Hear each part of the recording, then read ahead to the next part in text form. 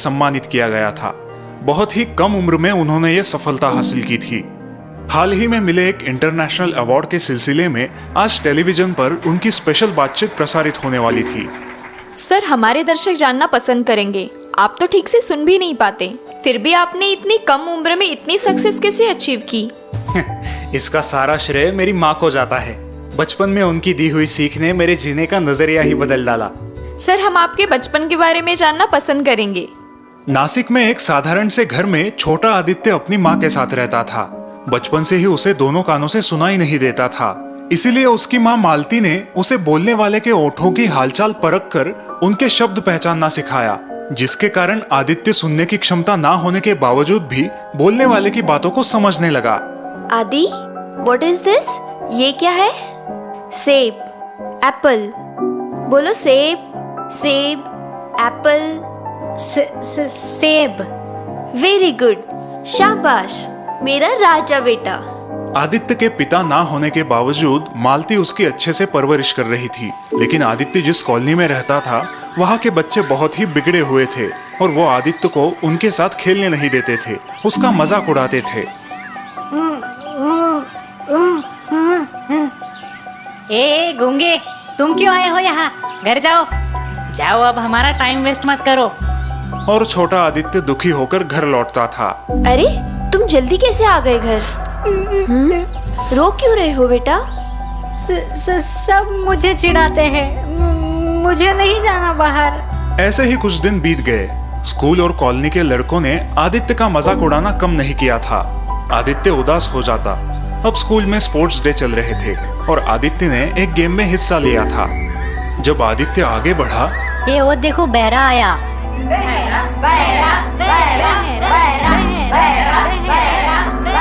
Keep quiet, stop teasing. Aditya धीरे धीरे आगे बढ़ा। अंगूर काफी ऊंचाई पर थे, लेकिन उसने अपनी सारी ताकत लगा के कूदना शुरू किया। आसपास के सारे बच्चे उसे लूजर लूजर कह के चिढ़ा रहे थे, हाथ हवा में हिलाते हुए उसकी खिंचाई कर रहे थे। आखिर आदित्य अंगूर मुंह से तोड़ने में सफल हो ही जाता है। सारे बच्चे दंग रह जाते हैं। Well done, Aditya, very well done. पुरस्कार लेते ही आदित्य की आंखें भर आती है। अब सारे बच्चे उसके इर्द गिर्द जमा होते हैं। सबको अचरज हो रहा है कि उनके चिढ़ाने के बाद भी आदित्य ने कंपटीशन जीता कैसे, जबकि उसे हमेशा की तरह अपसेट हो जाना चाहिए था। आदित्य, हम सब तो तुम्हें चिढ़ा रहे थे, फिर भी तुमने अंगूर कैसे तोड़े? मैं वो बेचारा आदित्य उनसे बात करने की कोशिश करता है, लेकिन कुछ कह नहीं पाता। तभी आदित्य की माँ मालती वहाँ आती है, जो एक कोने में खड़ी रहकर पूरी प्रतियोगिता पर नजर रख रही थी। मैं बताती हूँ, जब तुम लोग आदित्य को हाथ हिलाकर चिढ़ा रहे थे, उसे ऐसे लगा कि तुम उसे चीयर अप कर रहे हो, क्योंकि तुम्हारी आवाजें वो सुन ही नहीं पा रहा था। और सच कहे तो बहरे होने का उसे फायदा ही हुआ है। उस दिन जैसे आदित्य के व्यंग ने ही उसे जीत दिला दी थी। ओह, ये तो कमाल की बात है सर। कमाल तो मेरी माँ का है, जिन्होंने बचपन में ही मुझे पॉजिटिव थिंकिंग का महत्व समझाया था। बेटा, भगवान ने सबको स्पेशल बनाया है, कोई परिपूर्ण नहीं होता। अपने व्यंग को अपनी ताकत बनाना सीखो। क्या बात है sir, hats off to you and your proud mother. और इस प्रकार सारे स्टूडियो में तालियों की गूंज गरज उठती है। आदित्य बड़ी विनम्रता से लोगों का प्यार और शुभकामनाएं स्वीकार करते हैं। दोस्तों, अगर हम भी आदित्य जी की जैसे पॉजिटिव सोच रखें और अपनी कमजोरियों को अपनी ताकत समझें, तो हम भी अपने गोल्स अचीव कर सकते हैं।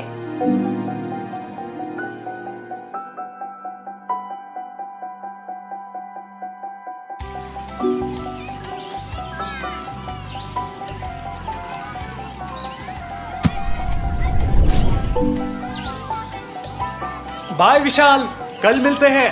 हाँ, बाय रवि, बाय परेश। रवि, चल यार निकलते हैं, मुझे मेरी मॉम के लिए गिफ्ट लेना है। क्यों? आंटी का बर्थडे तो मार्च में होता है ना? अरे कल मदर्स डे है ना। ओह सॉरी, मैं तो भूल ही गया था। तो अपनी माँ से नाराज है ना? रवि और परेश की बात उनके स्पोर्ट्स टीचर विक्रम ने सुनी है। वो दोनों के पास आते हैं। क्यों भाई, कौन किससे नाराज है? कहीं गर्लफ्रेंड वर्लफ्रेंड का चक्कर तो नहीं? नो सर, ऐसी कोई बात नहीं। वो दरअसल रवि अपने कजिन के घर शिफ्ट हुआ है ना। ओह, एनीथिंग सीरियस? नो सर, बस ऐसे ही। माँ के साथ मेरा झगड़ा हुआ था, बेवजह बहुत खरी खोटी सुनाई उन्होंने मुझे। बस तब से आंटी से ना मिलने की कसम खाई है इसने सर। मैं तो समझा समझा के थक गया। परेश की बात सुनकर विक्रम सोच में पड़ जाता है। बाय द वे रवि, क्या आज मैं तुमसे गुरु दक्षिणा मांग सकता हूँ? हाँ सर, क्यों नहीं। विक्रम पास ही पड़ा एक बड़ा पत्थर उठा के लाते हैं और अपने टॉवेल से उसे रवि के पेट पे कस के बांध देते हैं। परेश और रवि आश्चर्य से एक दूसरे को देखते हैं। सर, ये पत्थर आपने रवि के पेट पर क्यों बांधा है? कल बताता हूँ। रवि, आज की पूरी रात और कल का पूरा दिन तुम इस पत्थर को अपने बॉडी से अलग नहीं करोगे। याद रहे, बस यही मेरी गुरु दक्षिणा है, समझो। विक्रम के जाने के बाद रवि और परेश अपने अपने घर चले जाते हैं। रवि पूरी रात पत्थर को लिए घर में काम करने की कोशिश करता है, सोने की कोशिश करता है, लेकिन उसे बहुत मुश्किल होती है। ये कैसी गुरु दक्षिणा मांगी सर ने।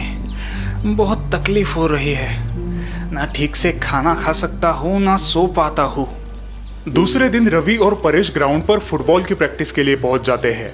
रवि की हालत देख परेश परेशान हो जाता है। वो रवि को बैठने उठने में मदद करता है। रवि, वो देखो सर आ रहे हैं। बस अब तुम्हें छुट्टी मिल जाएगी। होप सो यार, इस 3 किलो के पत्थर ने हालत खराब कर दी है मेरी। हेलो बॉयज, कैसे हो रवि? बिल्कुल ठीक नहीं सर।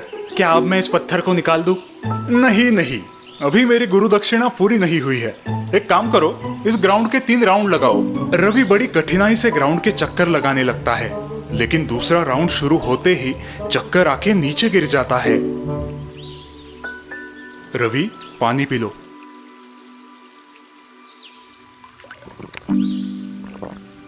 ठीक हो ना अब? Yes sir. सर, ये सब आपने किस लिए किया? क्या मुझसे कोई गलती हुई है? हाँ, अपनी माँ को समझने में तुमने गलती की है। आप कहना क्या चाहते हैं सर? रवि, तुम एक दिन के लिए ये 3 किलो पत्थर के साथ नहीं जी पाए, तो जरा सोचो, हमारी माएँ हमें 9 महीने तक अपने पेट में कैसे संभालती है, कितनी परेशानी से गुजरती है। I am sorry sir. आप सही कह रहे हैं सर, इसीलिए माँ को भगवान का रूप मानते हैं। बिल्कुल ठीक कहा तुमने परेश। और इस प्रकार अपनी गलती का एहसास होकर रवि अपनी माँ से मिलने घर लौट जाता है।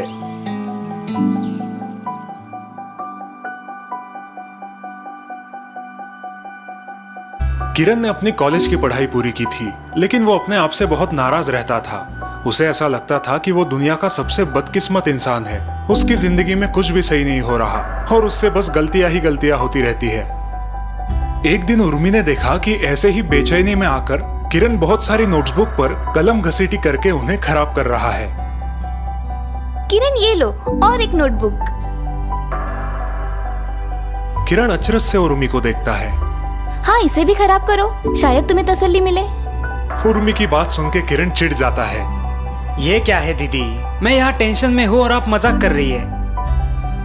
उर्मी किरण के पास जाती है और उसे प्यार से समझाने की कोशिश करती है। किरण, अपनी गलतियों से सीखो और आगे बढ़ो। हाँ दीदी, मैं कोशिश तो करता हूँ, लेकिन बार बार मुझे मेरी पुरानी गलतियाँ याद आती है और फिर मेरा मन उठ जाता है। इट्स ओके, कल अच्छे से इंटरव्यू देना, पिछली गलतियां मत दोहराना। देखना, ये जॉब तुम्हें ही मिलेगी। चलो अब सो जाओ, गुड नाइट। किरण ने अपनी जिंदगी में बहुत गलतियां की थी, जैसे गलत दोस्त चुनना, गलत लोगों के बहकावे में आकर खुद का नुकसान कर लेना, गलत करियर चुनना। दूसरे दिन किरण अपनी स्वर्गवासी माता पिता की तस्वीर को प्रणाम करके नए जॉब इंटरव्यू के लिए निकलता है। तभी उर्मी दही शक्कर लेके वहां आती है। किरण, लो दही शक्कर। थैंक यू दीदी। All the best, good news लेके घर आना। पता नहीं ये बैड लक मेरा कब साथ छोड़ेगा। लाइफ में सब गलत हो रहा है। काश मैंने पिताजी की बात मान ली होती और कॉमर्स के बजाय इंजीनियरिंग लिया होता, आज मेरा करियर बन जाता। किरण को सोच में खोया देख उर्मी उसके कंधे पे थपथपाती है। क्या हुआ, कहाँ खो गए? दीदी, उस जेलसी राजू की बात मानकर मैंने कॉमर्स लिया और खुद का कितना बड़ा नुकसान कर लिया ना। किरण, गलतियां सबसे होती है, लेकिन उन्हें याद करके तुम आगे की लाइफ खराब मत करो। Focus on your future now. गलतियों से सीखो और आगे बढ़ो, यही सिखाया है ना पापा ने हमें। रात के 8 बजे है, लेकिन किरण अभी तक घर नहीं लौटा, इसलिए उर्मी थोड़ी चिंतित हो गई है। अब तक तो किरण को आ जाना चाहिए था। मोबाइल भी स्विच ऑफ आ रहा है, पता नहीं इंटरव्यू कैसे हुआ होगा। तभी किरण घर आता है। बड़ी देर कर दी तुमने, चलो हाथ मुंह धो लो, खाना खाते हैं। दीदी,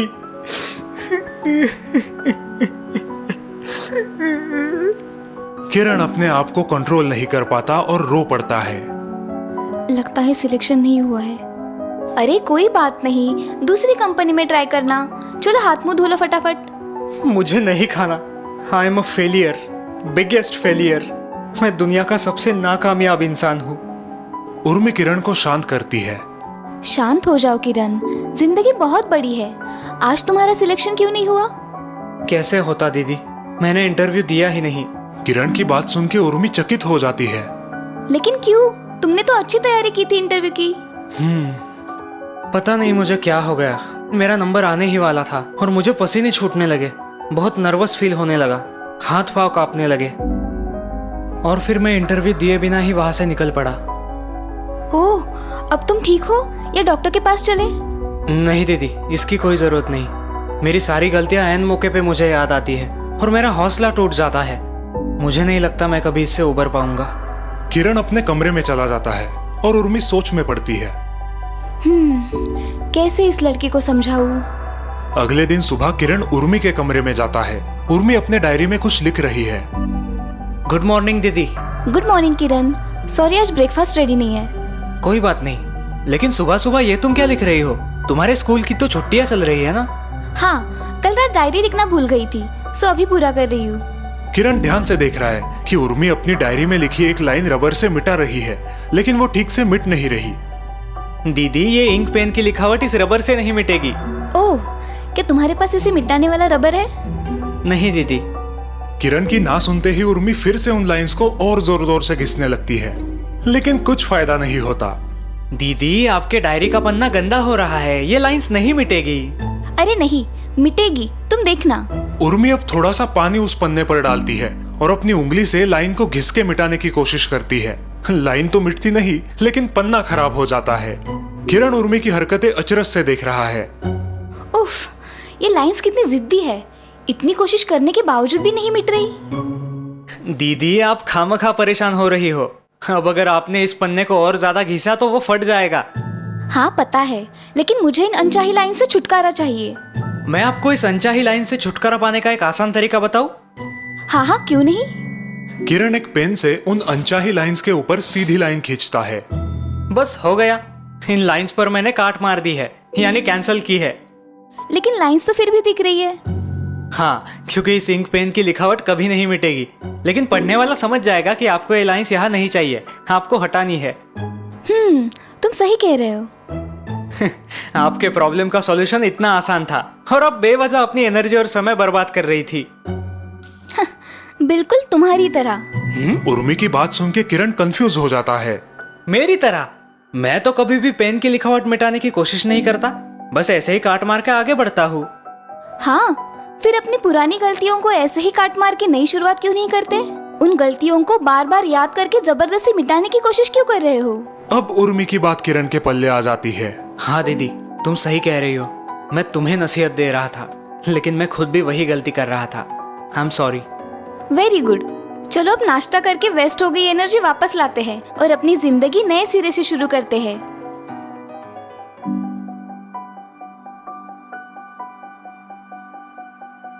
रचना एक उच्च मध्यम वर्गीय संस्कारों में बड़ी हुई अच्छी लड़की है। कॉलेज की पढ़ाई खत्म होते ही रचना को बैंक में जॉब मिल जाती है। बैंक घर से 2 घंटे की दूरी पर है और रचना बस या ट्रेन से काम पर जाया करती है। रचना, आज तुम्हें 2 रोटी ज्यादा दी है। शाम को बैंक से निकलते वक्त चाय या कॉफी के साथ खा लेना और भूलना मत। हाँ माँ, थैंक यू। वैसे भी 6 बजे के बाद पेट में चूहे दौड़ने लगते हैं। हाँ, पता है। बिल्कुल अपने पापा पे गई हो, उन्हें भी भूख बर्दाश्त नहीं होती। रचना के बैंक आने जाने वाले रास्ते पे आज उसे एक जवान गरीब औरत भीख मांगते नजर आती है। औरत की हालत काफी खराब है। बहुत दिनों से जैसे उसने अन्न का एक भी निवाला न खाया हो। रचना का मन पिघल जाता है। कुछ खाने को दो भाई, 5 दिन से कुछ नहीं खाया है। बहन, कुछ पैसे दे दो। दादा, कुछ खाने को दे दो। गरीब पर दया करो। ओह, इस औरत की हालत तो बहुत खराब है। रचना बैंक पहुंचकर अपने काम में जुट जाती है। हमेशा की तरह बैंक का कामकाज चालू है। अब रचना उस गरीब औरत के बारे में भूल चुकी है। जैसे ही शाम के 6 बजते हैं, रचना को बहुत भूख लगती है। रचना डिब्बे में से माँ ने दी हुई एक्स्ट्रा रोटियां निकालती है, लेकिन तभी उसे उस गरीब औरत की याद आती है और वो रोटियां वापस डिब्बे में रख देती है। पता नहीं उस बेचारी औरत को कुछ खाने के लिए मिला भी होगा या नहीं। रचना अब घर लौट रही है, लेकिन उसकी नजर उस गरीब औरत को ढूंढ रही है। जैसे ही वो औरत उसे नजर आती है, रचना अपनी बैग से रोटी के रोल निकाल के उसे दे देती है। बहुत दिनों की भूखी औरत जल्दी जल्दी रचना के दिए हुए रोटी के रोल खत्म कर देती है। उसके चेहरे की मुस्कान देख के रचना खुश हो जाती है। माँ, कल से मुझे एक रोटी ज्यादा देना। और एक रोटी? ऑलरेडी तो 2 एक्स्ट्रा रोटी दे रही हूँ बेटा, क्या वो कम पड़ रही है? अरे नहीं माँ, वो आज रास्ते में मुझे एक बहुत गरीब औरत दिखाई दी। भूख से तिलमिला रही थी बेचारी। तो तुमने उसे अपनी एक्स्ट्रा रोटी दे दी? चलो ठीक है, पुण्य मिलेगा। मैं कल से एक रोटी और दिया करूंगी। अब रोज ये सिलसिला शुरू हो जाता है। रोज माँ रचना को एक रोटी एक्स्ट्रा दे देती और रचना बैंक जाते वक्त वो उस गरीब औरत को दे देती। औरत को खुश देख रचना को सुकून मिलता। एक दिन रचना के पिताजी टूर से लौटते हैं। क्यों भाई, हमारी बेटी इतनी दुबली कैसे हो गई 8 दिनों में? लगता है माँ तुम्हें ठीक से खाना नहीं खिला रही। पूछ लीजिए ना अपनी लाडली को। क्यों बेटा, माँ तुम्हें ठीक से खाना नहीं खिलाती है क्या? नहीं पापा, माँ तो आजकल एक्स्ट्रा टिफिन दे रही है। तो फिर इतनी दुबली पतली क्यों लग रही हो? और अब पिताजी को रचना के हर रोज के किए जाने वाले अन्नदान के बारे में पता चलता है। वो रचना को अपने पास बिठाते हैं। देखो बेटा, एक आध बार किसी को खाना खिलाना, मदद करना ठीक है, लेकिन क्या पापा? मुझे तो लगा आप मेरी कहानी सुनकर मुझे शाबाशी दोगे। बिल्कुल देता, अगर तुम उस गरीब औरत को रोटी खिलाने के बजाय रोटी कमाना सिखाती। पिताजी की बात सुनकर रचना और उसकी माँ कंफ्यूज्ड हो जाते हैं। लेकिन पापा, आप ही तो कहते हो अन्नदान श्रेष्ठ दान है, फिर आप ऐसा क्यों कह रहे हो? वो इसलिए बेटा, क्योंकि किसी गरीब को तुम एक आध दिन खाना खिला दोगी, लेकिन जब तुम नहीं रहोगी तब। ये क्या अनाप शनाप बोल रहे हैं जी आप? अरे भाग्यवान, मेरी पूरी बात तो सुन लो। रचना बेटा, किसी शारीरिक तौर पे ठीक ठाक इंसान को बिना मेहनत किए फ्री में रोटी खिलाने से अच्छा है कि तुम उसे रोटी कमाना सिखाओ। लेकिन क्यों पिताजी? हम किसी की मदद करें तो हमें भी तो पुण्य मिलता है। क्योंकि उसे मेहनत करने की आदत हो जाए और तुम नहीं भी रहोगी तो भी वो अपना पेट ईमानदारी से भर सके। आई बात समझ में? रचना अपने पिताजी की बात समझ जाती है और दूसरे दिन। माँ, आज से ये बहन हमारे घर झाड़ू पोछा करे और आपका हाथ बटाए तो चलेगा ना? हाँ हाँ, क्यों नहीं। रचना की सोच और समझ देख के उसके माता पिता खुश हो जाते हैं। वो औरत हाथ जोड़ के उन्हें धन्यवाद कहती है। बहुत बढ़िया बेटा, हमें तुम पर नाज है। थैंक यू पापा। अब ये बहन अपनी रोटी खुद कमाएगी।